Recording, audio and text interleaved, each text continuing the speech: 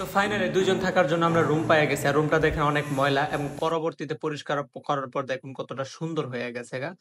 তো আজকের ভিডিওতে আমি আপনাদেরকে দেখাবো যে আমরা রুমটা সিলেক্ট করছি এবং রুমটা দেখতে কেমন। তো এই পাশে দেখতে পারতেছেন যে একটা ঘর কামরা।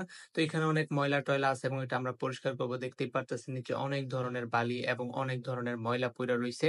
তো এটা আমরা পরিষ্কার করা শুরু করে দিছি। আমরা বালতিতে পানি নিছি, তারপর হুইল পাউডার দিছি, দিয়া যাবতীয় যেগুলো দিয়ে পরিষ্কার করা দরকার সেগুলো নিয়ে আমরা রুমটা পরিষ্কার করার কাজে নেমে পড়লাম। এবং কাজে আমাকে হেল্প করছে আমার অনেকগুলো বন্ধু। তো যেহেতু টাইসের রুম হওয়াতে ভালোভাবে পরিষ্কার করলাম এবং একটা ককরোচ পাইলাম, অর্থাৎ সেটা হচ্ছে তেলাচোরা, তৈলা পোকা, অনেকের ঘরেই থাকে। তো এটার সাথে আমার একটা মজা করতেছিলাম এবং আমি চাইতেছিলাম এটারে বাহির করে দিতে, যেন এটা মারা না যায়। তো সামনে আমার সেই মানুষটা যে ককরোচ দেখে অনেক বেশি ভয় পায় এবং তার কাছে নিয়ে গেলাম এটার উষ্টাইতে উষ্টাইতে।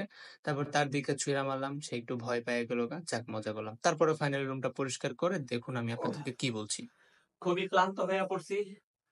রুমটা ধোয়া মুছা পরিষ্কার করা হয়েছে। তো রুমটা কতটা পরিষ্কার হয়েছে আর আগে কেমন ছিল, দুইটার আফটার এবং বিফোর সিন আপনারা দেখতে পারবেন। তার আগে একটু গোসল করে আসতে হইব।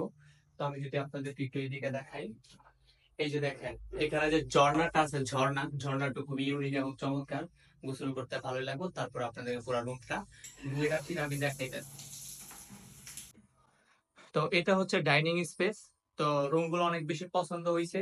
আমি আপনাদেরকে এই পাশটা দেখাই। এটা হচ্ছে আপনার কিচেন রুম।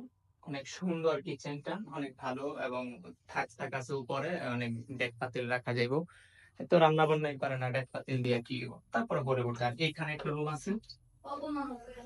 এটা হচ্ছে এই যে সুন্দর রুমটা, এই একটা রুম। আর একটা হচ্ছে ওই পাশে একটা রুম আছে, আমি দেখাই আপনাদেরকে। আর এই হচ্ছে আরেকটা। তো আপাতত এই দুইটা রুমে নিছি। রুম গুলো অনেক সুন্দর এবং নিজের কাছে অনেক বেশি ভালো লাগছে। আর এই পাশে হচ্ছে একটা ওয়াশরুম আছে। তো মোটামুটি খুব সুন্দর। আর যেহেতু প্রাথমিক অবস্থায় ঘরটা নিছি, ভাড়া এফোর্ড করার মতো ছিল না, তারপরও করতে হবে। কারণ আমার তো খুশির জন্য না, আমি তো যেখানে সেখানে রাত পার করতে পারি, প্রিয়জনের খুশির জন্য এটা করতে হইব। ঘর খালি কিচ্ছুই নেই, তারপর একটা একটা ব্যবস্থা করে করে আগাইতে হইব। তো আপনাদেরকে বলবো যে আমার ভিডিও গুলোতে আমি সবসময় চেষ্টা করবো আপনাদের জন্য ভালো কিছু এবং আপনাদের কিছু শিক্ষার জন্য রাখা, আপনাদের জন্য উপকার হয়। তো রুমটা পরিষ্কার করতে করতে পেটে ক্ষুধা লেগে গেছে, আমি হোটেল থেকে খাবার নিয়ে আসছি আমাদের দুজনের জন্য।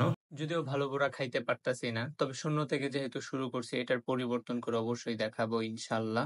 অবশ্যই পরিবর্তন করবো। আমরা একটা একটা করে সবকিছু ঠিক করতেছি, একটা একটা করে সবকিছু করতে করতে অনেক সুন্দর বানিয়ে ফেলবো, এটা আমরা প্রত্যাশা করি। তো আজকের ভিডিওটি এই পর্যন্ত। এই ছিল আমাদের রুম। আর এই ছিল আজকের ভিডিও। তো পরবর্তী ভিডিওর জন্য অপেক্ষা করবেন। বিদায় নিচ্ছি, আল্লাহ হাফেজ।